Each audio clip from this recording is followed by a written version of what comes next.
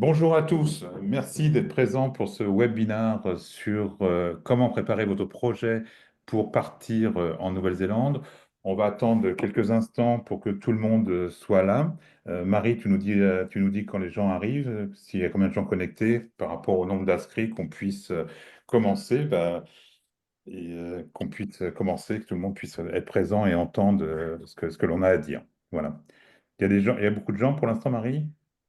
Oui, ça arrive. Ça arrive? D'accord. Donc aujourd'hui, on va parler, il y aura plusieurs personnes qui vont intervenir. Il y aura Julie Mariozzo, qui est conseillère en immigration, et Emma Louva, qui va, elle, nous parler de comment travailler en télétravail en Nouvelle-Zélande en toute légalité. C'est Voilà, ça. Bonjour à tous. Emma. Bonjour.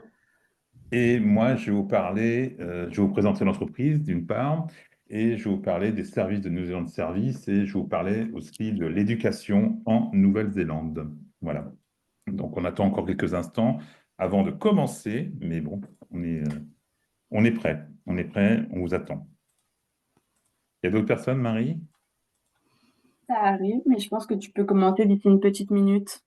10 minutes, d'accord. Donc, on va passer ensuite à comment va être structurée la présentation.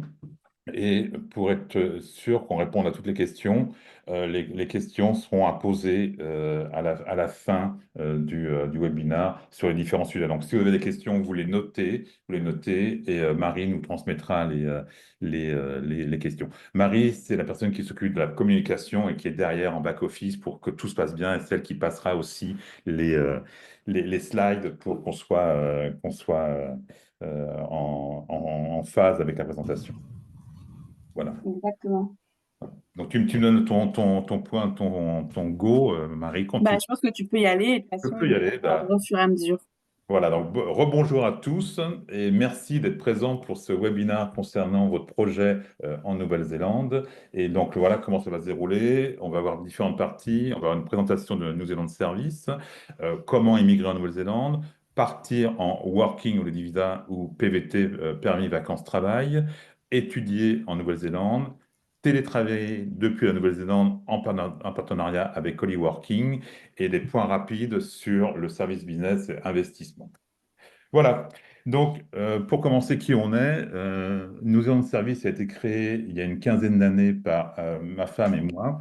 Ça fait 23 ans que nous sommes en Nouvelle-Zélande et on est, comme tous les membres de l'équipe de New Zealand Service, on est tous passés par les différentes phases des services que l'on propose maintenant, c'est-à-dire la phase d'immigration, la phase d'éducation, parce qu'on est retourné à l'école un peu aussi, et la phase aussi, s'installer en Nouvelle-Zélande, aussi, il y a une phase aussi d'investissement, de tout ça. Donc ça, on est tous passés par là. Et donc, il y a une quinzaine d'années, on a créé New Zealand Service afin de faciliter le travail et d'aider les gens dans leurs projets à réaliser leurs projets beaucoup plus facilement parce qu'on a déjà l'expérience et donc on met à votre service notre expérience. Et ces métiers-là de conseiller d'immigration, de conseiller financier, d'agent immobilier sont des métiers réglementés et on est tous retournés à l'école pour pouvoir avoir ces licences qui nous permettent maintenant de vous conseiller au niveau immigration, au niveau financier et vous aider dans vos projets immobiliers. Et nous avons avec nous Emma Louva qui, elle, va vous présenter l'opportunité de venir travailler en Nouvelle-Zélande. Donc, comme je vous disais, on est tous agréés sur les métiers que l'on fait. On est la seule agence qui va prendre en charge votre projet de A jusqu'à Z. Et généralement, vous n'avez qu'un seul interlocuteur qui va suivre votre projet de A à Z. Ça vous évite de devoir répéter sans arrêt la même histoire et que les choses se soient perdues dans le temps. Voilà. Donc, des questions, non? Je J'entendais. vois dans le chat que on nous met qu'on nous voit pas. On ne nous voit pas. On voit la presse, mais pas nous apparemment. D'accord, on te voit toi. On te voit toi. Bon, Marie, Peut-être une question de réglage personnel. Oui, Ah, parce qu'il quelqu'un dit nous qu'on voit est bien. en bas de l'écran. À mon avis, Je c'est une pense que question si de vous pouvez nous mettre les têtes vers le haut, si vous préférez. Oui, je pense que c'est le réglage de l'affichage. Ouais, Bon, bah, ça a l'air d'être bon. ça a l'air d'être bon. Merci, Emma. Donc, notre job, bon, c'est de prendre en charge toute la globalité des projets des gens. Bon, on est installé depuis 23 ans en Nouvelle-Zélande, donc on a quand même une très bonne connaissance des systèmes locaux en Nouvelle-Zélande et des procédures locales. On parle plus ou moins bien le français, des fois on fait des erreurs, mais globalement, on parle pas mal de français. Et on a bien évidemment un réseau de partenaires avec lequel on travaille depuis des années. Donc, c'est pour ça qu'on va pouvoir vous aider de façon efficace et vous faciliter la vie dans votre projet. Voilà. Donc, maintenant, je vais laisser la parole à notre amie Julie Mariozzo, qui, elle, va nous parler de l'immigration, qui est un gros sujet de dossier. À toi, Julie. Oui. Bonjour à tous. Je suis désolée, vous allez m'entendre parler pendant pas mal de temps, parce qu'effectivement, l'immigration, c'est quand même un sujet assez dense. Donc déjà, je me présente juste rapidement. Donc, je m'appelle Julie Mariuzzo, je suis conseillère agréée en immigration pour la Nouvelle-Zélande depuis 2019, début 2019. Et avant ça, je travaillais déjà avec Philippe sur les sujets d'immigration depuis, enfin, voilà, pendant à peu près 2 ans. Donc effectivement, ça fait quand même un petit moment que je fais ça. Et là, en ce moment, je suis basée à Toronto, mais j'ai toujours un pied en Nouvelle-Zélande, parce que voilà, je continue à travailler avec la Nouvelle-Zélande et j'ai une maison là-bas. Voilà. Donc, je continue à y aller régulièrement. Alors, pourquoi choisir la Nouvelle-Zélande? Normalement, si vous suivez ce live, c'est que vous êtes déjà un peu intéressé par le sujet. Donc, je ne vais pas rien vous apprendre je ne vais pas refaire la roue. La Nouvelle-Zélande, c'est un pays qui est vraiment incroyable voilà, au niveau des paysages, de la qualité de vie. C'est un pays qui est très bienveillant, avec un système éducatif voilà, vraiment très, très performant et un corps enseignant qui est très porté sur la bienveillance. Donc ça, pour les familles qui souhaitent immigrer, c'est vraiment très important. C'est un pays qui est sécure, avec une culture vraiment incroyable et très vivante. Donc voilà, c'est vraiment un pays dans lequel il fait bon vivre. Personnellement, c'est le pays que j'ai visité qui m'a vraiment fait le plus d'effets. Et c'est vrai qu'une fois qu'on a habité en Nouvelle-Zélande, c'est difficile de trouver mieux. Donc, on a mis la barre assez haut. Voilà.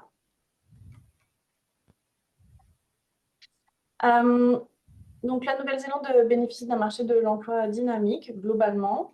Je dis globalement parce que c'est vrai que j'ai l'impression quand même que la plupart des pays souffrent un peu post-Covid, mais la Nouvelle-Zélande étant un petit pays, ils ont la possibilité en fait de faire des changements qui ont un effet voilà, relativement immédiat. C'est une tellement petite population et une petite échelle que du coup, voilà, enfin, c'est quand même globalement plus facile de rebondir. Donc le taux de chômage est relativement bas, on est à 4,7% en décembre 2024. Il y a plusieurs secteurs porteurs qui effectivement ramènent pas mal de chiffres d'affaires et qui du coup aussi sont souvent en pénurie de main-d'œuvre. C'est l'agroalimentaire, la construction, le secteur de l'IT comme à peu près partout dans le reste du monde, le secteur de la santé et la Nouvelle-Zélande étant un pays relativement touristique, le secteur du tourisme et de l'hospitalité, c'est aussi un secteur voilà, qui est assez porteur et qui ramène ouais, d'activités en fait. Suite au Covid, il y a eu pas mal de pénuries dans plusieurs industries. Je vous parlerai tout à l'heure, peut-être que je vais vous en parler maintenant en fait, de la Green List. La Green List, c'est la liste des métiers en fait qui sont en demande en Nouvelle-Zélande. Donc l'immigration publie cette liste, voilà, enfin, elle est publiée depuis 2022, mais ils font des changements réguliers évidemment pour ajuster les besoins. La Green List, si vous avez un emploi qui est dans la Green List et que vous remplissez les critères de la liste pour cet emploi, ça veut dire pour vous qu'en termes d'immigration, ce sera plus facile potentiellement d'immigrer puisque ce sont des métiers qui ont été identifiés comme étant en pénurie. Donc l'immigration fait vraiment son maximum pour ramener en fait des gens voilà, pour travailler dans ces professions. Euh, la plupart du temps, il faut quand même être expérimenté et qualifié. Mais en tout cas, voilà, si vous avez un emploi dans cette liste, ça veut dire que pour vous, si vous avez l'intention d'immigrer en Nouvelle-Zélande, ça pourrait être plus facile. Le salaire minimum est à 23,50 $ de l'heure. Alors, c'est vrai qu'on se disait avec Marie tout à l'heure qu'avec le taux du dollar actuel, ça ne fait pas énormément en euros. Bon, après, si vous allez en Nouvelle-Zélande pour immigrer, de toute façon, enfin, je veux dire, le dollar néo-zélandais n'est pas indexé sur l'euro. Donc, dans tous les cas, c'est sûr qu'il y aura un taux de change qui s'applique. Mais enfin, 23,50 $ de l'heure, c'est plutôt un salaire minimum correct quand on habite en Nouvelle-Zélande.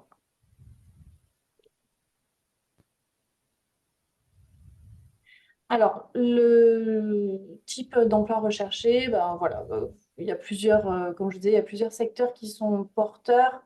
Le secteur de la construction, en fait, la Nouvelle-Zélande manque cruellement comment dire, de lieux de vie. Je n'ai pas de meilleur mot là tout de suite. J'avais les mots en anglais, mais pas en Le français. logement, De les logements. logement, merci Voilà. Philippe. De logement. Donc du coup, le secteur de la construction est en plein boom. Enfin, de toute façon, ça fait déjà plusieurs années que c'est le cas. Donc les métiers de la construction sont globalement quand même assez en demande. Les métiers voilà, de contremaître, charpentier, enfin, voilà, vous avez quelques exemples sur la slide.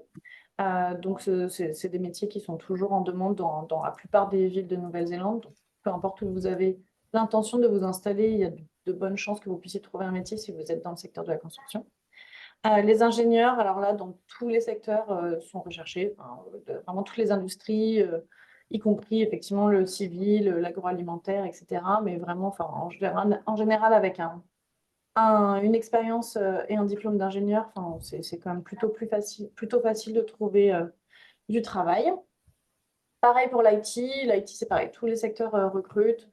Voilà, enfin, je dirais que peut-être les métiers les moins techniques de l'IT, comme le helpdesk, sont les moins recherchés, mais après, tout ce qui va être développeur, tout ce qui va être spécialiste de réseau, etc. Enfin, voilà, tout ça, ce sont des métiers qui sont très recherchés. Et les secteurs de la santé, de l'enseignement aussi notamment, sont aussi très, très en demande. Pour l'enseignement, c'est vraiment partout en Nouvelle-Zélande, mais à Auckland, j'ai l'impression que ça se ressent encore plus. Et le secteur de la santé, c'est pareil, hein, évidemment, tout le monde veut plutôt aller dans les grandes villes plutôt que dans les petites. Donc là, il y en a besoin partout, partout. Alors, les bonnes questions à se poser, c'est vrai que un projet en Nouvelle-Zélande, bon, bah, enfin, peu importe d'où vous nous regardez ce soir, mais la Nouvelle-Zélande, c'est quand même un pays qui est assez isolé et loin, hein. Donc, si vous voulez déménager en Nouvelle-Zélande, c'est important de quand même de se poser les bonnes questions et d'être sûr d'avoir les bonnes motivations pour voilà, pour essayer de maximiser bah, la réussite de votre projet et votre intégration voilà, plus tard. Euh, Si vous avez juste simplement l'intention d'aller télétravailler en Nouvelle-Zélande, bah, du coup, effectivement, ce n'est pas forcément des questions que vous avez besoin de vous poser sur le long terme, mais si vous avez l'intention d'immigrer, c'est bien de vous poser ce genre de questions, notamment est-ce que vous êtes en bonne santé, est-ce que vous êtes, voilà, est-ce que vous avez des antécédents judiciaires, puisque ça, c'est des questions qui reviennent dans tous les visas. Donc, si vous avez un problème de santé ou des antécédents judiciaires, c'est quand même bien de faire appel à des professionnels pour être sûr que vous allez pouvoir mener votre projet d'immigration à bout. Mais aussi, voilà, votre niveau d'anglais, c'est sûr que c'est important d'avoir un niveau d'anglais correct pour pouvoir passer des entretiens d'embauche typiquement ou répondre aux demandes de votre employeur potentiel et ou tout simplement enfin, rencontrer des gens, voilà, vous faire des amis, aller faire vos courses. Enfin, donc, bon, c'est quand même important. Euh, et comme je vous disais, ces questions, elles sont cruciales parce qu'elles vous permettent de vous préparer au mieux et d'avoir une réflexion honnête et lucide pour éviter voilà, des choix impulsifs. Euh, et ça vous permet aussi, du coup, de bien choisir le visa qui sera le plus adapté à votre situation. Voilà. Alors, il y a différents types de visas, du coup, qui sont adaptés à chaque type de projet. Chaque visa en Nouvelle-Zélande va avoir un objectif spécifique. Donc, l'immigration, comment dire, design vraiment les visas avec un but particulier en tête. Donc, il y a des visas qu'on appelle temporaires. Dans les visas temporaires, vous allez retrouver le visa de travail, le visa étudiant, le visa working holiday et le visa visiteur, par exemple. Et vous avez des visas de résidents. Les visas de résidence sont des visas qui, globalement, vous donnent, oui, grosso modo, les mêmes droits que les Néo-Zélandais. alors que les visas temporaires, ce sont des visas globalement plus restrictifs en termes de conditions. Et vous avez aussi les visas entrepreneurs et investisseurs. Ce sont des visas qui vous apportent la résidence aussi, le statut de résident, avec des conditions évidemment d'entrepreneuriat ou d'investissement qui sont assez drastiques, mais qui peuvent être j'en parlerai un petit peu plus, surtout du visa investisseur. Je vais juste rapidement faire un aparté sur le visa entrepreneur. Je ne vais pas vous en parler beaucoup. Il y a beaucoup de gens qui souhaitent s'installer en Nouvelle-Zélande avec un projet type monter un food truck de crêpes ou une maison d'hôte, ce genre de choses. Malheureusement, ce n'est pas des projets qui marchent très bien pour la Nouvelle-Zélande. Comme Philippe vous le disait tout à l'heure, je pense qu'il va y avoir une refonte du visa entrepreneur. Mais pour l'instant, ce n'est pas le cas. Et donc, du coup, on est toujours sur les critères actuels du visa entrepreneur. Et les critères actuels du visa entrepreneur font qu'il faut avoir un projet très tourné vers l'extérieur, avec un énorme potentiel de croissance. Du coup, pour l'instant, les projets qui sont principalement pour se faire plaisir à soi, ça ne fonctionne pas trop. Voilà. Je crois que j'avais rien de plus à dire sur cette slide. Tu peux passer, Marie. Je vais vous parler un petit peu plus en détail du visa Accredited Employer Work Visa. Alors, c'est le visa de travail le plus utilisé actuellement. C'est un visa qui a remplacé donc, plusieurs autres visas de travail. Ils en ont fait ce que j'appelle un super visa, c'est-à-dire qu'ils ont pris tous les éléments les plus contraignants des visas de travail qui existaient et ils en ont fait un très gros visa assez relou. Et le principe, c'est donc un visa qui se déroule en 3 étapes. La première étape, c'est que l'employeur doit obtenir son accréditation. C'est une démarche que l'employeur doit faire auprès de l'immigration et c'est une démarche qui consiste à confirmer qu'il est solvable, notamment, qu'il va pouvoir vous payer jusqu'à la fin de votre visa, ou en tout cas qu'il est dans une situation financière stable. Et aussi, ça va permettre à l'immigration de vérifier si cet employeur a des antécédents justement avec soit l'immigration, soit l'inspection du travail. Enfin, voilà. Ça va permettre à l'immigration de vérifier qu'il n'y a pas de casserole et que ce n'est pas un employeur qui va vous exploiter, ce genre de choses. La deuxième étape, une fois que l'employeur a obtenu son accréditation, il passe à la seconde étape qui est le job check. Le job check, pour faire court, c'est une étape où l'employeur va donner toutes les informations concernant le poste et va aussi, dans certains cas, devoir prouver qu'il n'y a pas de Néo-Zélandais disponible, puisque l'objectif de ce visa, c'est de pallier à des besoins en main-d'œuvre spécifiques, là où il n'y a pas de Néo-Zélandais qui soit disponible pour ce poste.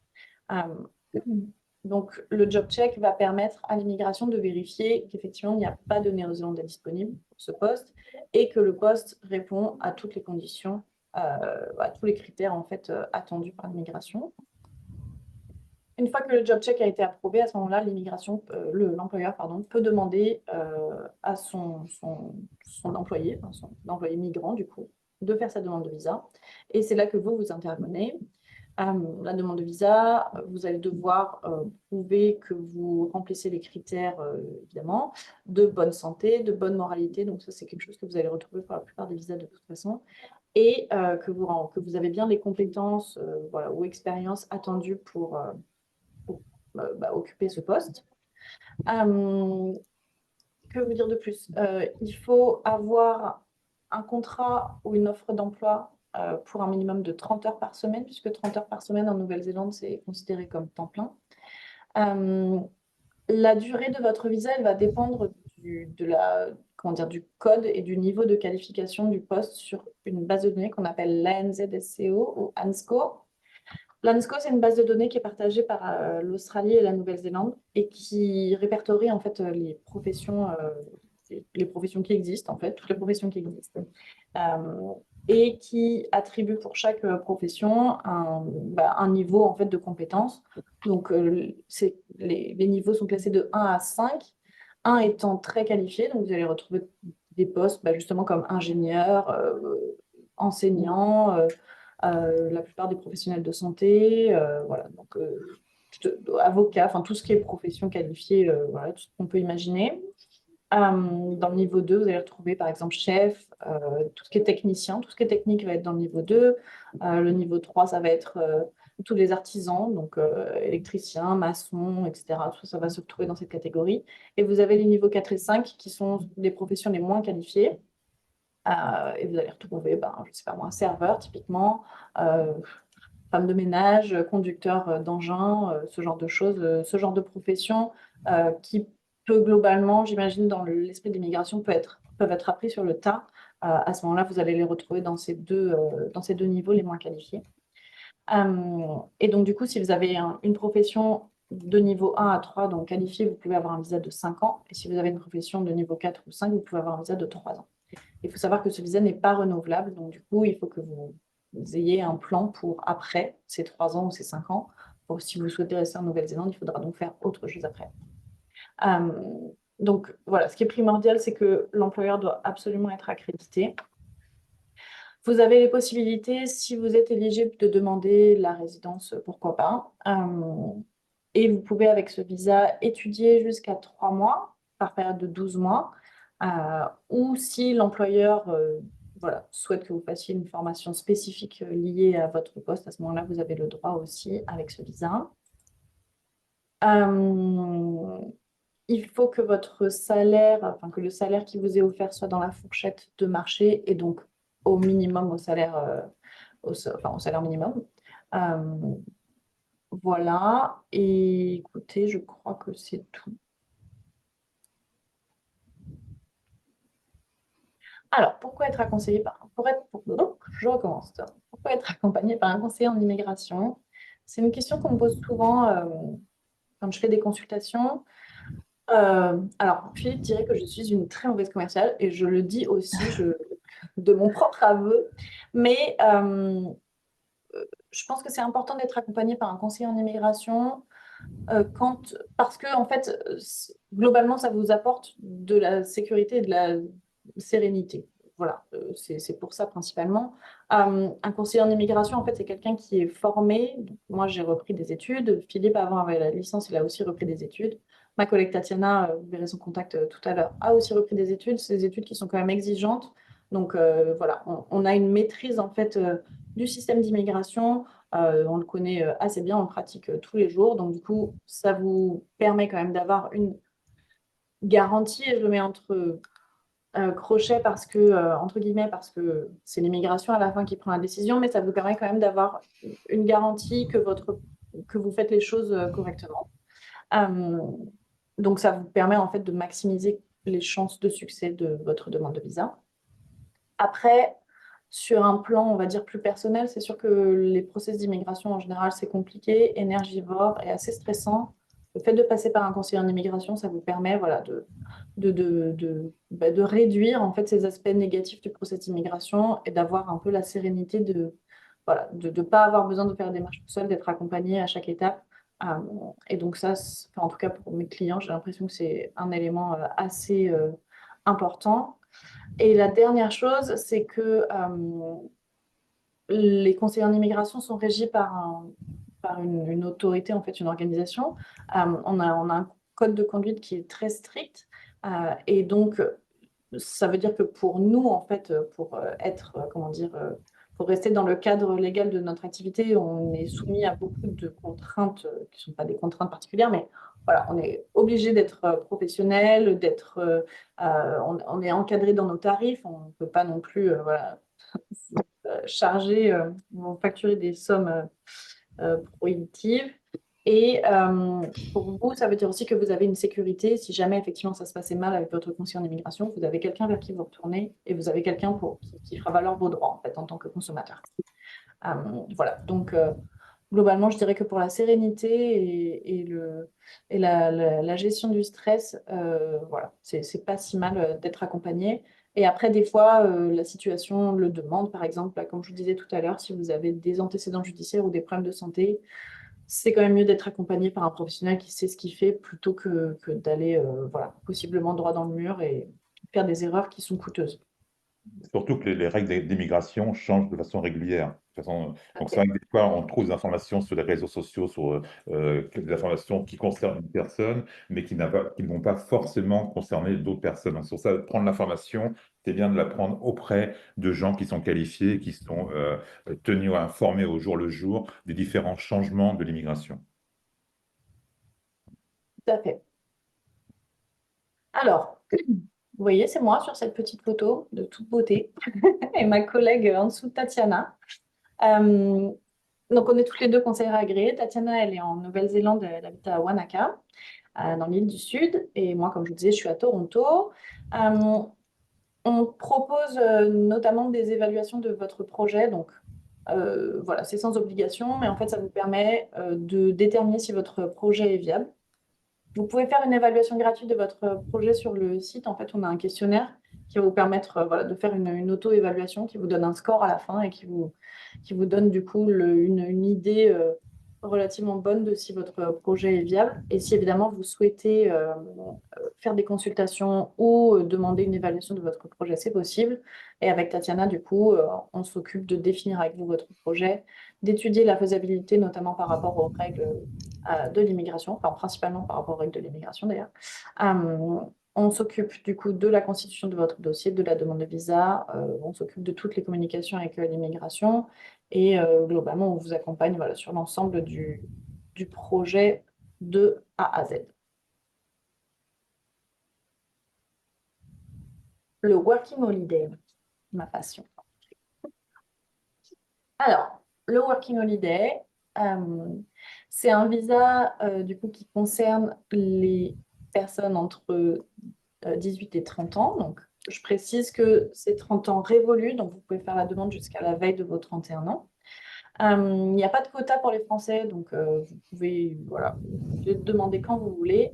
Une fois que vous avez fait la demande, vous avez un an pour arriver sur le territoire.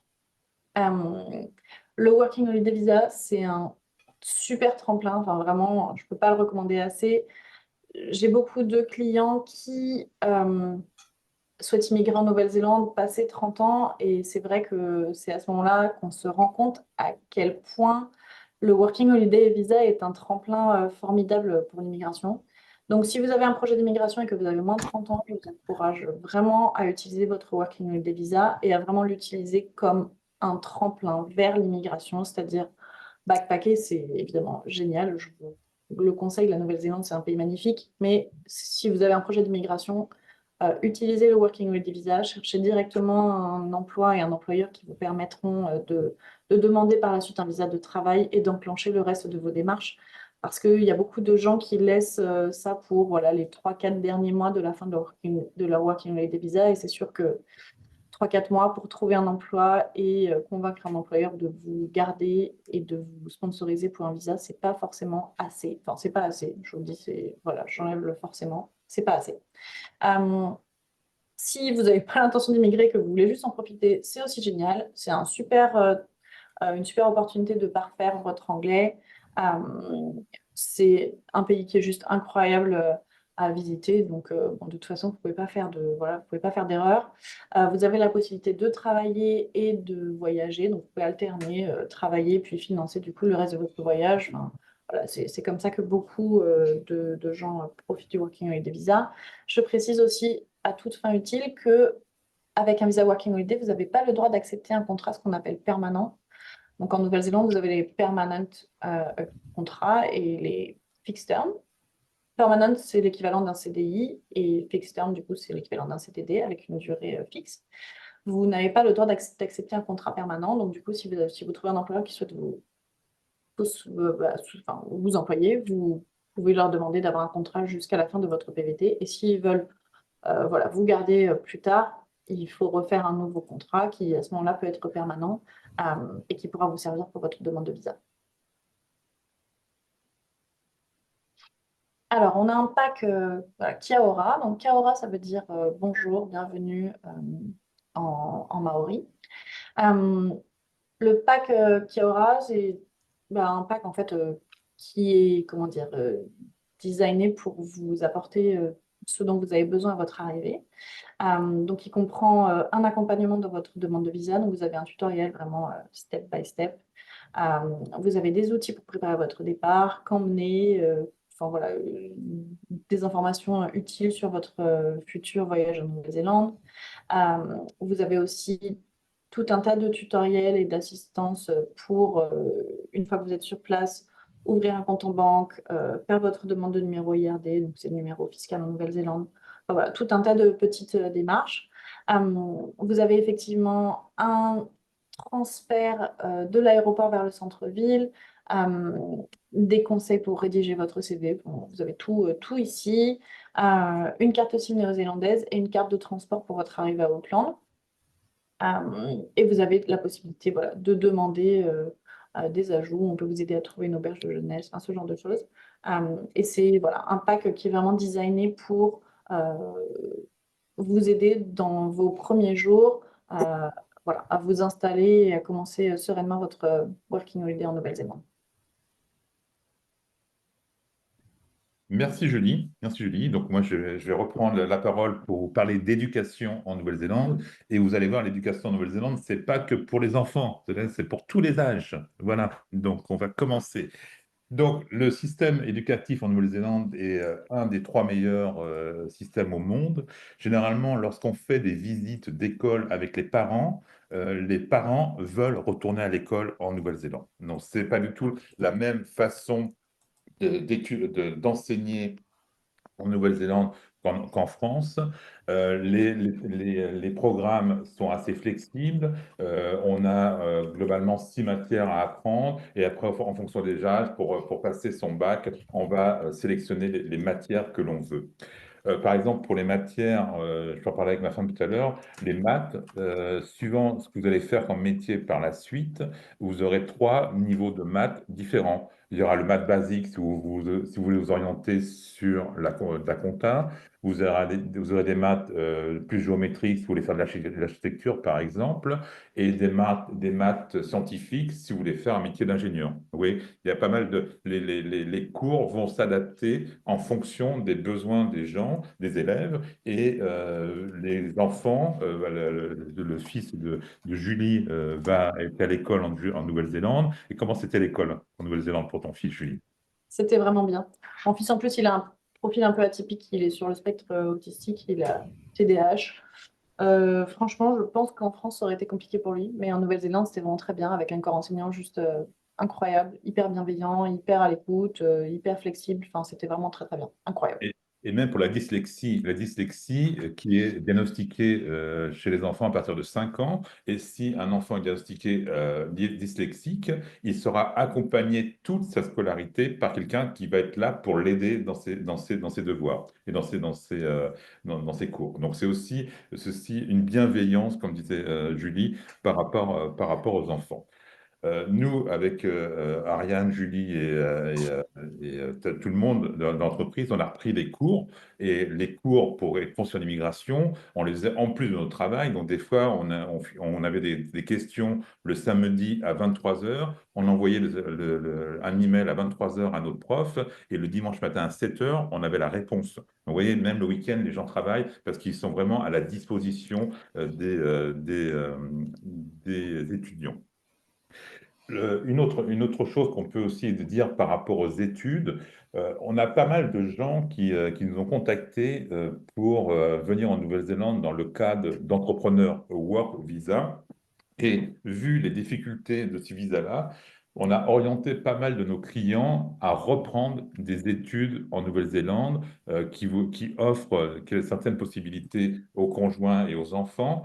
Et le fait de reprendre des études en Nouvelle-Zélande à un certain niveau vous permet d'appréhender le pays step by step. C'est-à-dire que vous n'arrivez pas d'un seul coup d'un pays où vous devez créer un business, vous devez tout apprendre. Là, vous arrivez dans un pays où vous allez commencer à appréhender le pays de façon plus lente et vous allez pouvoir créer autour de vous un réseau qui pourra certainement vous aider lorsque vous serez dans votre création de business ou lorsque vous rechercherez un travail.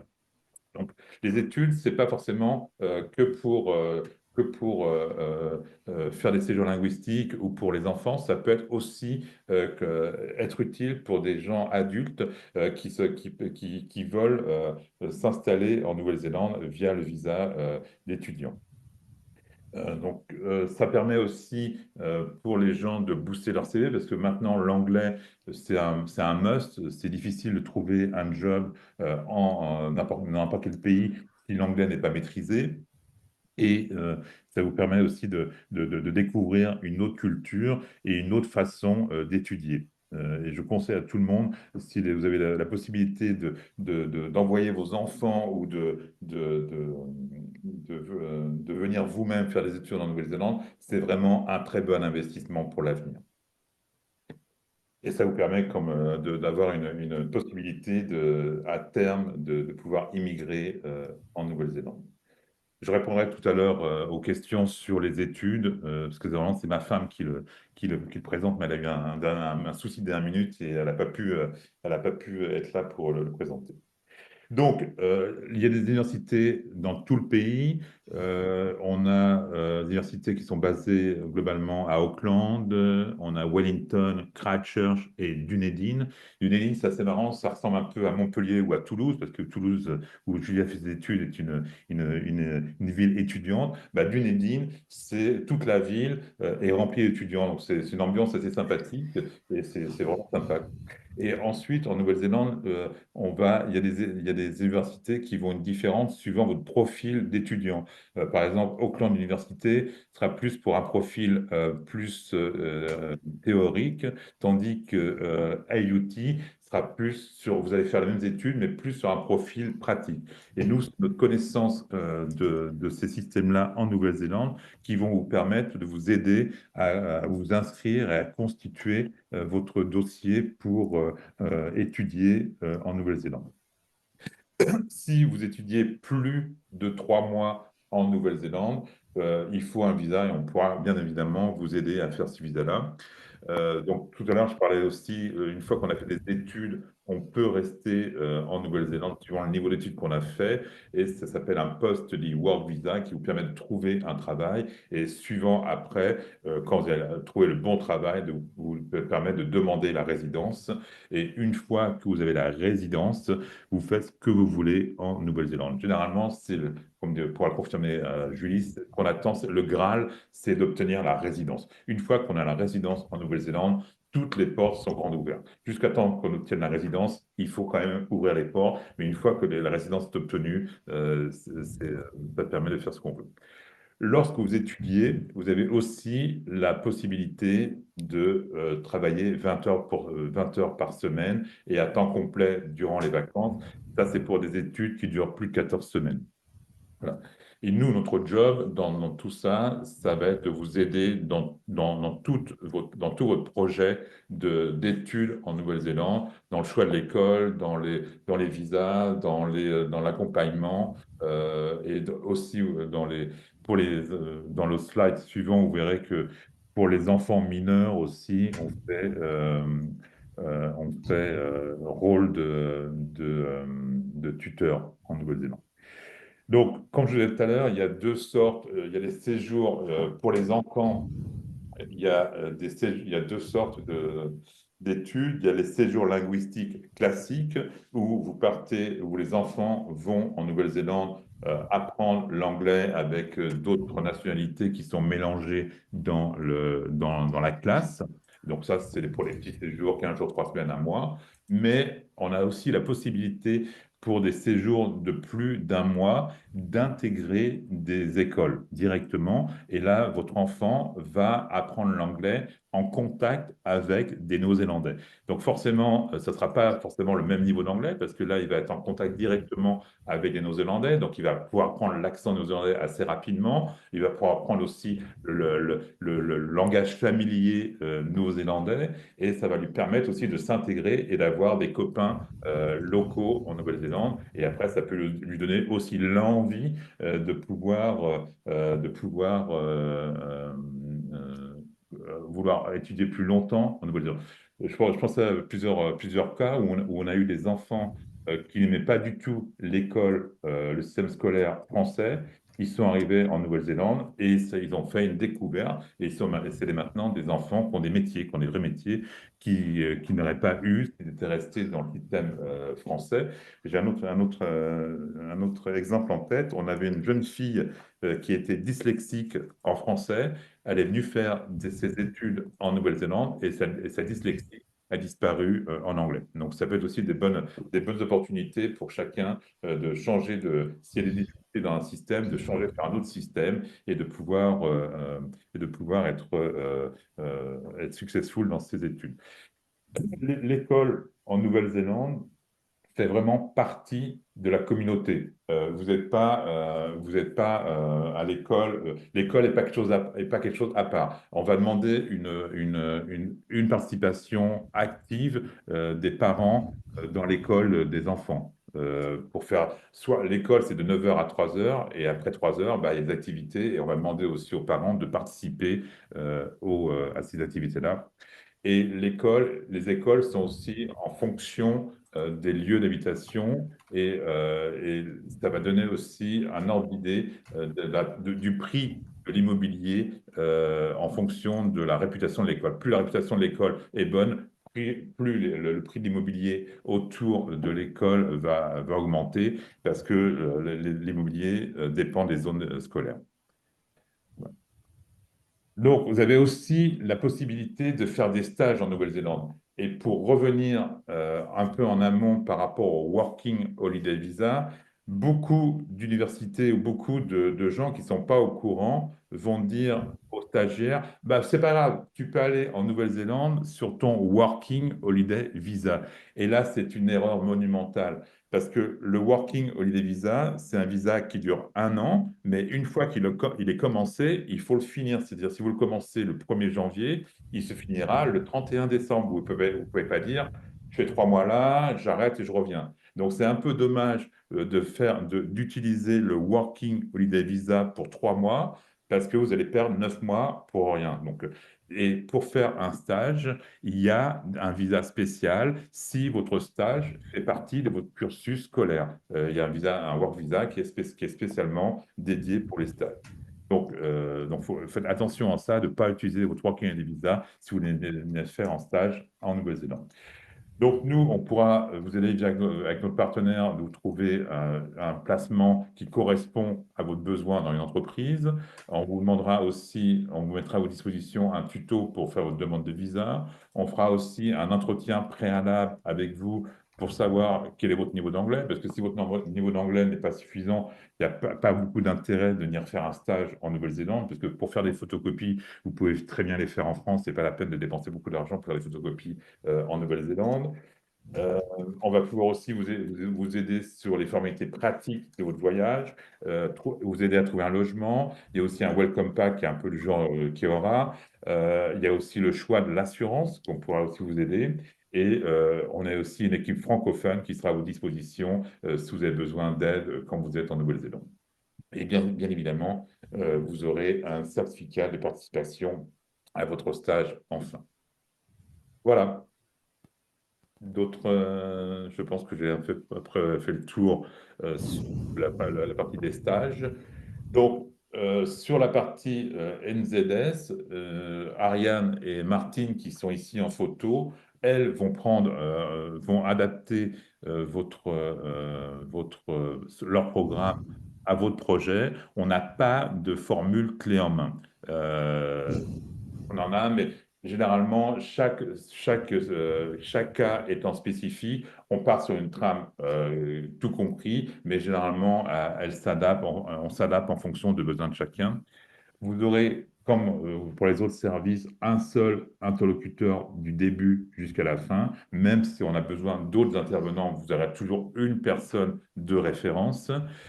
On mettra aussi les meilleures écoles, parce que si vous regardez les websites des écoles, ils sont tous meilleurs. Nous, on a la chance d'être sur place et on a la chance de travailler avec les écoles et on va pouvoir vous recommander telle ou telle école par expérience et comment les gens se comportent dans ces écoles-là. On est sur place, donc il y a un accompagnement 24 heures sur 24, 7 jours sur 7, pour toutes sortes de petits problèmes. C'est pas la peine que le problème s'envenime, parce que généralement, lorsque les gens sont en Nouvelle-Zélande, leur anglais n'est pas forcément très bon, il peut y avoir des problèmes d'incompréhension. Donc, si les enfants ont quoi que ce soit, il faut vraiment nous appeler, et généralement, c'est un problème de communication, et ça se résout extrêmement rapidement. Donc, il faut vraiment venir vers nous pour ça.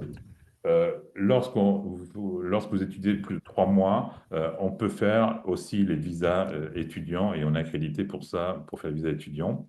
Et on a, comme je disais tout à l'heure, pour les enfants mineurs, c'est nous qui sommes les référents pour les enfants mineurs en Nouvelle-Zélande. Et on a un certain nombre d'établissements avec lesquels on travaille et qui sont bien évidemment d'une bonne réputation et qui sont contrôlés de façon régulière par les autorités pour savoir s'ils conservent leur accréditation comme école. Voilà. Voilà, donc maintenant nous allons passer la parole à Emma Louva qui va nous parler de Holly Working. C'est ça. Non, c'est à toi, Julie, d'abord, Ouais. de parler du visa visiteur. Petite slide. Du coup, la Nouvelle-Zélande a introduit en début d'année 2025 voilà, de nouvelles règles qui permettent en fait aux personnes de télétravailler depuis la Nouvelle-Zélande. Alors, il y a quelques petites, lignes, on va dire.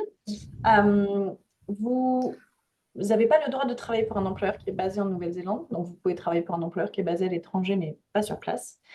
Et vous ne pouvez pas fournir de biens ou de services à des individus, des entreprises néo-zélandaises. Donc, vraiment, il faut que ce soit du télétravail au sens propre du terme. Vous devez travailler pour quelqu'un qui est basé ailleurs qu'en Nouvelle-Zélande. Donc, vous ne pouvez pas non plus travailler voilà, dans une entreprise néo-zélandaise, juste dans les locaux. Enfin, c'est vraiment, vous êtes obligé de travailler pour quelqu'un qui n'a rien à voir avec la Nouvelle-Zélande. Voilà, c'est l'idée. Et vous pouvez faire ça sur un visa visiteur, du coup, soit avec une autorisation NZETA, qui n'est pas un visa, mais qui vous permet d'arriver en Nouvelle-Zélande. Et un visa visiteur vous est délivré à l'arrivée pour 3 mois. Ou alors, vous pouvez faire une demande de visa visiteur si vous voulez rester plus de 3 mois en Nouvelle-Zélande. C'est tout. C'est ça. Merci Julie. Du coup, je vais faire la transition sur le visa visiteur. Je vais vous parler d'Holly Working. Avant ça, je me présente rapidement. Donc, moi, je m'appelle Emma. Je suis chargée de communication et marketing chez Holly Working. Donc, Holly Working, c'est une solution RH qui permet de sécuriser et de rendre possible des périodes de télétravail à l'international de plusieurs mois pour des salariés français. Donc, je vais vous parler un petit peu plus en détail du concept. Tu peux passer la slide, Marie, s'il te plaît. Donc, le concept Holly Working, donc, c'est vraiment une parenthèse sur le monde, c'est-à-dire que vous pouvez continuer votre job en 100% télétravail pendant 3 à 12 mois, suivant votre projet, dans une destination de rêve. Donc, j'y reviendrai plus tard, mais on a plus d'une vingtaine de destinations un petit peu partout dans le monde. Et du coup, Holly Working vous permet de devenir digital nomade salarié. Donc, Holly Working, c'est vraiment une solution complète. On vous accompagne vraiment de A à Z, déjà en amont de votre projet, puisqu'on va mettre en place le cadre contractuel et juridique avec votre entreprise pour vous permettre de partir. On va faire ce qu'on appelle un avenant au contrat de travail de mobilité internationale pour convenance personnelle, puisque c'est vraiment à l'initiative du salarié. On va s'assurer de souscrire aux bonnes assurances santé, prévoyance, rapatriement en cas d'accident de travail sur place. Et sur place, du coup, on a un accompagnement un petit peu plus immersif. Donc, je vous le décrirai un petit peu plus en détail après, mais avec un Holly Coach, etc., qui vous accueille dans la destination. Et donc, c'est vraiment, en fait, une solution RH sécurisée. Tu peux juste revenir? Ouais, merci. Donc, c'est vraiment, en fait, une solution RH sécurisée dans le sens où, aujourd'hui, c'est pas possible de partir quand on est salarié comme ça, télétravailler quand bon nous semble à l'étranger. Il y a des règles à respecter et nous, on va venir sécuriser plusieurs points, notamment la protection des droits des travailleurs. Donc, s'assurer que, comme je l'ai dit, vous avez les bonnes assurances santé et prévoyance adaptées à l'international, puisque voilà, même si vous êtes à l'étranger à distance, votre employeur a quand même des obligations envers vous de santé et de sécurité. La conformité légale, c'est-à-dire, voilà, chaque pays a ses propres lois locales en matière de fiscalité, en matière de sécurité sociale, donc il faut faire aussi attention à ces points-là. On va aussi protéger la relation employé-employeur, c'est-à-dire contractualiser cet accord, enfin l'accord des parties sur ce projet-là. Et enfin, on va veiller sur le volet du coup immigration, comme Julie en parlait, avoir le bon visa adapté à la durée et au motif du séjour. Et ça, c'est quand même des points qui sont très importants.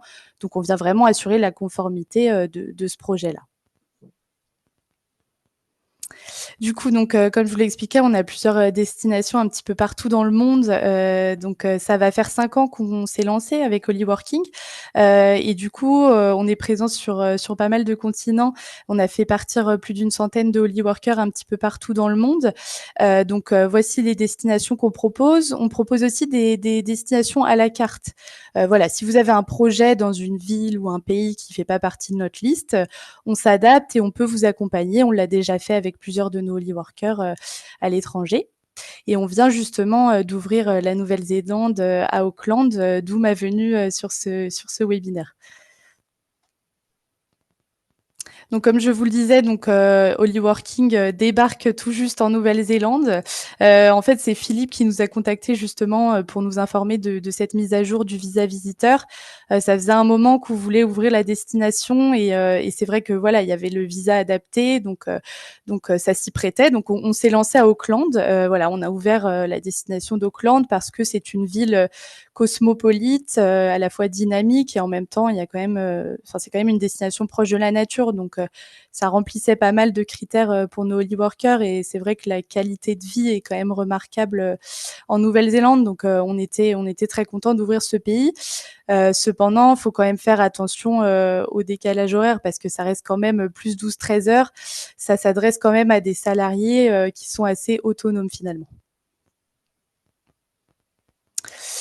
Du coup, donc nous, on vous accompagne sur place, comme je le disais. Donc cet accompagnement-là, il est valide aussi bien en Nouvelle-Zélande que dans nos destinations ouvertes. Comme on vient d'ouvrir la Nouvelle-Zélande, on est actuellement en pleine recherche de notre Holly Coach, pardon, et de notre espace de coworking. Mais voilà, il y aura bien une personne qui vous accueillera à destination. En fait, le Holly Coach, c'est vraiment votre référent sur place. Il va vous accompagner, notamment si vous avez besoin dans les démarches administratives, favoriser votre intégration, vous fournir voilà un brief interculturel pour bien vous intégrer et surtout vous introduire auprès des associations locales parce que les séjours Hollyworking, je l'ai pas précisé, je crois, ce sont des séjours de 3 à 12 mois. Donc vous avez la possibilité d'aller en Nouvelle-Zélande de 3, 6 à 12 mois suivant votre projet avec Hollyworking. Donc, on estime que voilà, nos Hollyworkers ont quand même le temps de s'engager et de contribuer positivement aux communautés qu'ils visitent. Donc, voilà, on les pousse vraiment à s'engager dans des assos et voilà, il peut animer, vous intégrer aux différentes activités locales à faire aussi, ça peut être sympa. Du coup, on vous prend en charge un espace de coworking à destination parce que c'est très important pour nous. On souhaite que le salarié retrouve les mêmes conditions de travail qu'en France, enfin du moins qu'il s'en approche, avoir une bonne connexion, des bureaux privatifs, voilà, pour passer des calls en toute sérénité, faire ses réunions avec ses collègues, etc. Donc souvent nos espaces de coworking sont accessibles 24/24. Voilà, ça permet aussi de rassurer l'employeur. Donc, qui peut en bénéficier? Vous l'aurez peut-être compris, nous, on s'adresse à la fois à des entreprises qui souhaitent répondre à des demandes de salariés en interne, donc des entreprises qui n'ont pas forcément de filiales à l'international, mais aussi très bien des entreprises qui ont justement des filiales, mais qui ne souhaitent pas supporter le coût de cette expatriation, parce que contrairement à de l'expatriation classique, l'expérience Hollyworking est à la charge du salarié qui part. Alors que dans une expatriation classique, c'est un contrat local, donc l'employeur doit supporter les coûts du contrat, des assurances, etc. Là, en l'occurrence, c'est à la charge du salarié.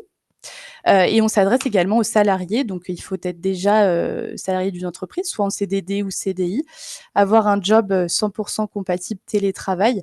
Alors, faut pas être forcément en 100% télétravail, je préfère le préciser, parce que aujourd'hui, 90% de nos Holy Workers qui sont partis dans le monde n'étaient pas en full remote, en fait, avant de partir avec Holy Working.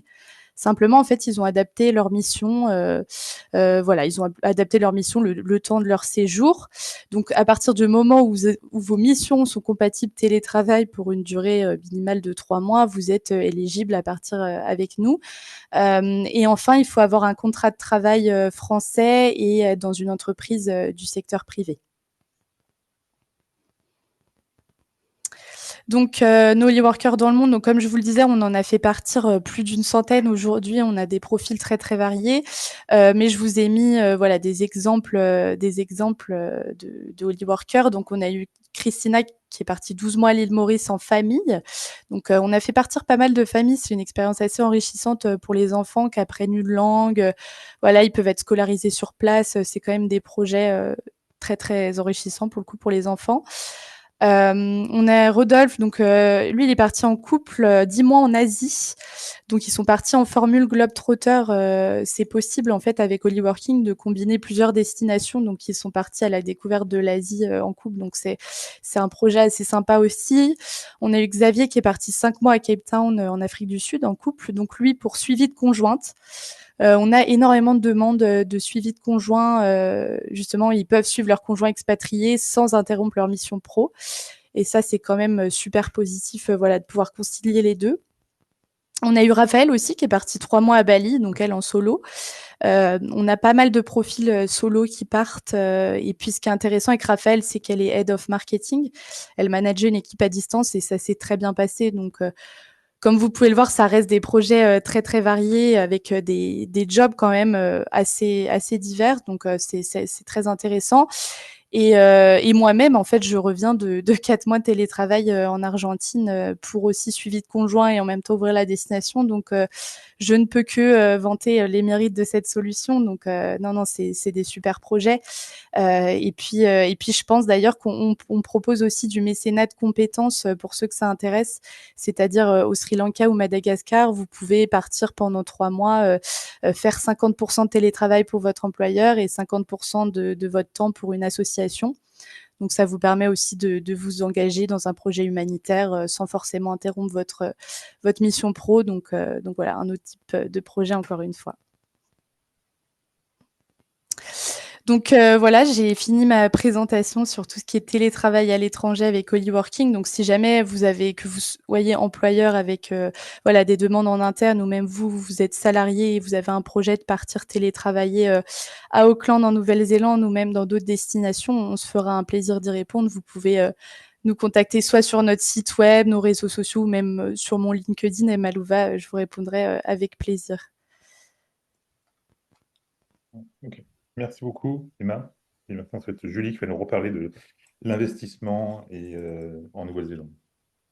C'est encore moi. Alors, le visa investisseur, il a changé récemment, il a été revu vraiment là, hein, ça a commencé au 1er avril, donc oui, c'est vraiment tout récent. Donc, le principe du visa investisseur, c'est que c'est un visa qui a pour objectif d'attirer en fait des capitaux étrangers pour soutenir tout un tas de projets en Nouvelle-Zélande, l'innovation, la création d'emplois, etc. Donc, pour vous, le principe, c'est que vous investissez en Nouvelle-Zélande et en contrepartie, l'immigration vous délivre un visa de résident. Donc, évidemment, il y a des petits critères, quelques petits critères. Donc, il y a 2 catégories d'investissement. La première, c'est la catégorie Growth. Et donc, l'objectif, c'est d'investir un minimum de 5 millions de dollars néo-zélandais sur une durée de 3 ans dans des investissements qui sont spécifiques, qui sont globalement plutôt des investissements avec un risque moyen plus. Enfin, Phil pourra vous confirmer, mais c'est des investissements directs dans des entreprises néo-zélandaises ou dans des fonds d'investissement. Voilà. Et la deuxième catégorie, c'est la catégorie Balanced, où vous avez donc l'obligation d'investir un minimum de 10 millions de dollars. Et là, pour le coup, dans des investissements plutôt considérés comme safe, des obligations, des projets immobiliers, des actions cotées en bourse, ce genre de choses. Donc, l'immigration et donc pour la catégorie growth, c'est New Zealand Trade and Enterprise qui détermine en fait à quel point votre investissement est acceptable. Donc, c'est eux qui vont accepter ou pas telle entreprise ou tel fonds d'investissement pour que vous investissiez vos fonds. Et pour la catégorie balanced, c'est l'immigration qui procède à cette vérification. Mais globalement, il y a quand même pas mal d'étapes à passer, notamment la première étape, c'est la nomination des fonds.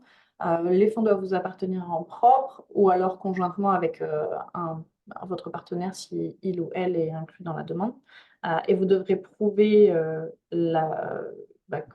l'origine de vos fonds en accord avec les lois anti-blanchiment. Une fois que l'immigration a accepté que vos fonds effectivement sont acceptables, vous obtenez ce qu'on appelle un accord de principe, une approval in principle, et à ce moment-là, vous devez transférer vos fonds en Nouvelle-Zélande. Donc, du coup, si vous nominez, par exemple, je ne sais pas, si dans les fonds que vous avez nominés, vous avez de l'immobilier, des maisons, des immeubles, ce genre de choses, il vous faudra évidemment les vendre avant de pouvoir transférer les fonds. Donc, c'est quelque chose qu'il faut aussi anticiper. Donc, une fois que vous avez l'accord de principe, vous avez 6 mois pour transférer les fonds, ça va très vite. Vous devez transférer les fonds via le système bancaire. Voilà. Et une fois que vos fonds sont en Nouvelle-Zélande, vous devez donc les investir dans des investissements acceptables qui ont été préalablement approuvés par l'immigration ou NZTI. Et à ce moment-là, c'est le début de la période officielle de votre investissement et donc l'immigration peut vous délivrer votre visa de résident et ensuite fait des checks en fait à plusieurs étapes de la période d'investissement. Et à la fin du coup de la période d'investissement, si vous avez rempli les conditions pendant toute la durée de votre investissement, vous pouvez obtenir un visa de résident permanent. Voilà. Et ce qu'on propose, nous, c'est de vous accompagner du coup dans la recherche de vos investissements, voilà, de vos investissements acceptables, enfin, trouver un investissement qui convienne à l'immigration et à vous en fonction de votre projet. La mise en relation avec des partenaires locaux, type avocats, comptables, autres partenaires dont vous pourriez avoir besoin. Et évidemment, la logistique de votre demande de visa, la communication avec NZTI, la communication avec l'immigration, mais aussi la logistique de votre installation en Nouvelle-Zélande et le suivi de vos investissements. Il me semble que j'ai terminé. Donc voilà, donc maintenant, c'est les contacts des personnes qui sont là pour vous répondre à vos besoins. Donc moi-même pour tout ce qui est investissement et immigration aussi des fois. Ariane pour la partie études, Julie pour la partie immigration et Emma pour tout ce qui est Holyworking. Et nous avons déjà 3 questions. Tu les vois, Julie, parce que c'est les questions qui sont pour toi. Je les vois. Je pense que tu peux répondre. Alors, Merci Emma aussi pour sa présentation. Merci à vous pour l'invitation surtout. C'était bien complet, c'était bien compréhensif, c'est bien global de savoir que c'est vraiment une opportunité pour les gens de pouvoir partir et continuer à toucher leur salaire C'est ça. et voyager. C'est vraiment c'est une super idée et je pense que ça doit être une entreprise qui doit de plus en plus demander parce que les gens ont envie Oui, de on bouger a, et garder la sécurité. Donc, on a de plus en plus de demandes, oui, que ce soit côté employeur ou salarié. Donc oui, ça répond à des attentes très bon actuelles, c'est concept. sûr. Très bon concept. Bravo. Bravo. Merci. Donc, à toi, Julie, sur les questions qu'on t'a posées. les questions. Oui, alors, Sébastien, bonjour. D'accord, mais combien ça coûte un accompagnement pour un accredited employer? Toutes les situations sont différentes, mais globalement, aujourd'hui, un accredited employer simple pour nous, du coup, ça va coûter entre 800 et 1550 dollars. Et ce sont des frais qui sont hors frais de visa, donc le visa est en supplément, et globalement, tous les frais que vous allez avoir qui sont liés à la demande de visa vont aussi être en supplément.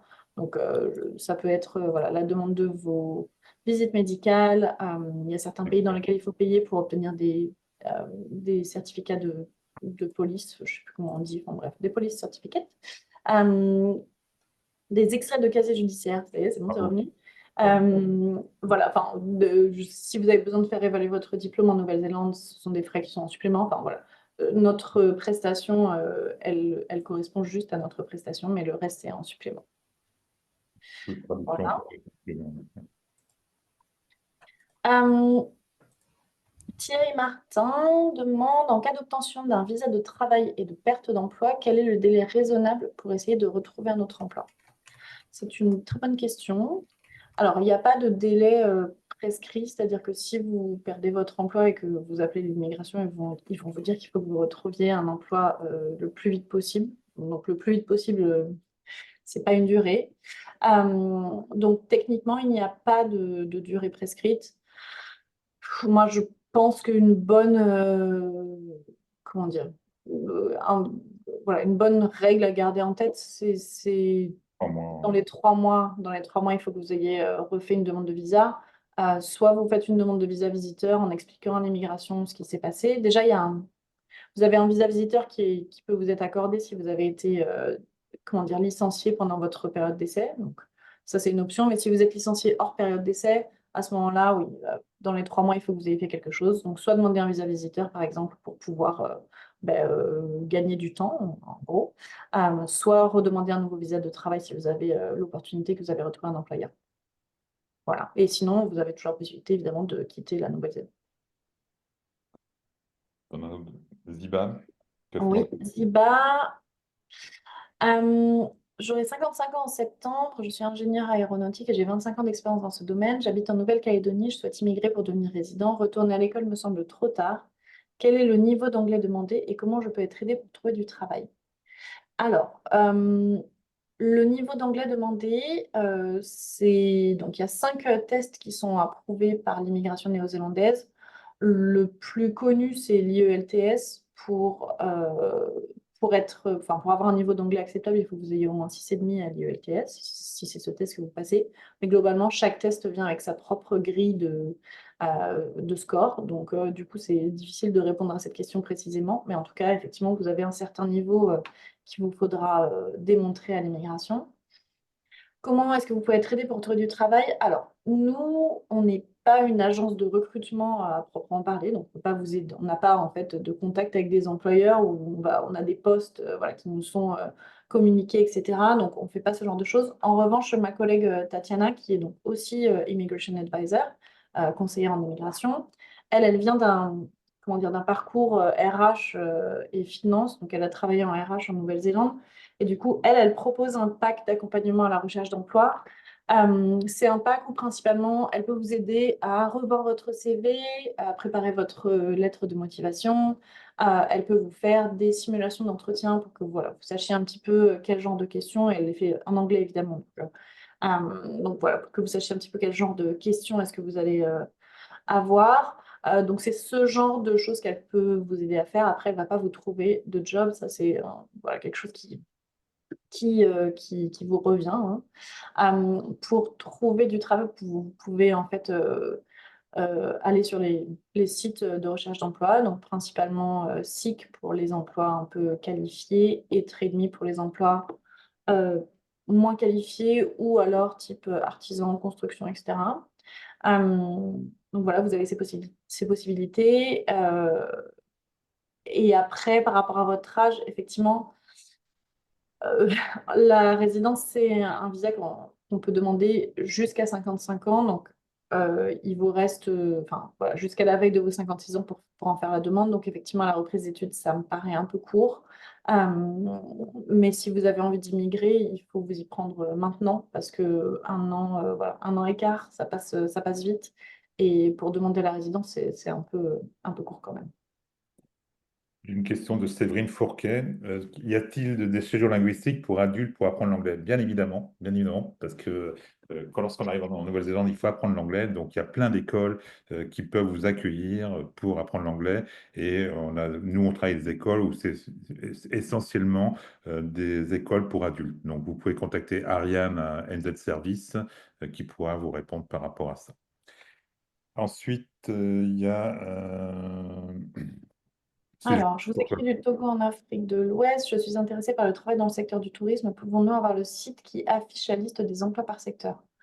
Vous pouvez aller sur sic.co.nz ou sur trademe.co.nz.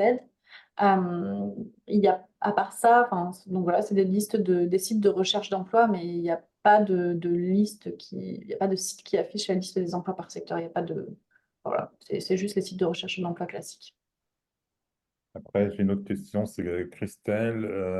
Il y a beaucoup de départs de l'ANZ de Néo-Zélandais et étrangers, notamment vers l'Australie. Faut-il s'en inquiéter ou est-ce que justement on a plus de chances de trouver un travail? Tu voulais répondre, Philippe?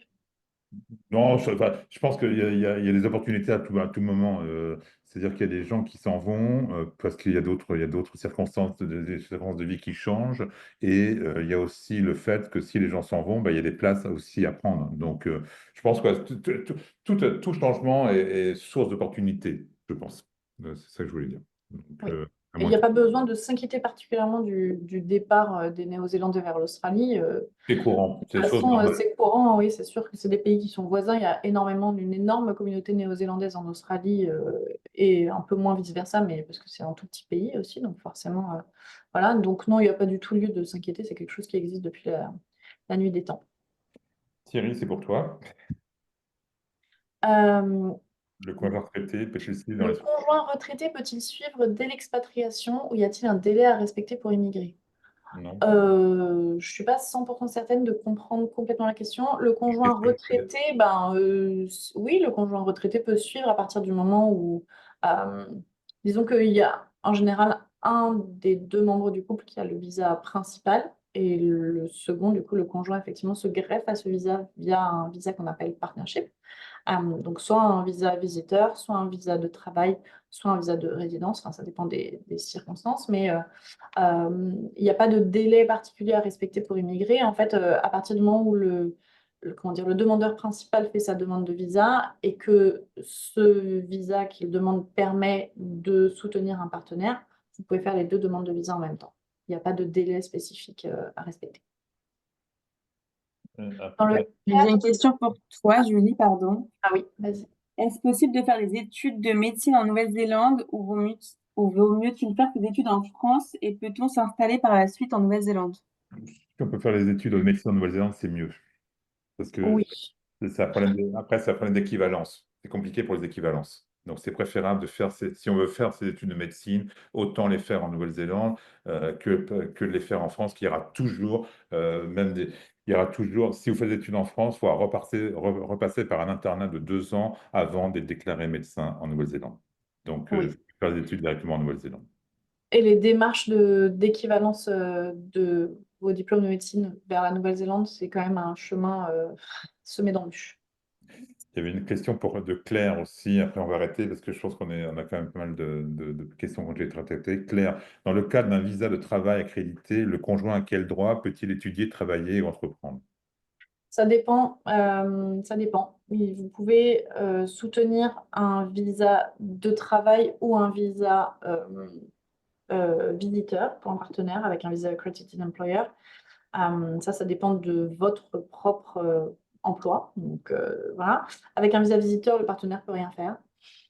Et avec un visa de travail, le partenaire peut travailler, oui, entreprendre, oui. Euh, Par contre, étudier, non. Il faut un visa étudiant pour étudier. Bah, étudier moins de 3 mois, c'est possible, mais pas reprendre des études. Donc après, on a Mamadou qui demande savoir quelles sont les procédures pour immigrer en Nouvelle-Zélande. Tout ce qui est, donc là, on peut rappeler rapidement, pour immigrer en Nouvelle-Zélande, c'est trouver un emploi Tout à fait. avec un employeur accrédité et qui vous permet et que vous ayez les bonnes compétences qui sont requises.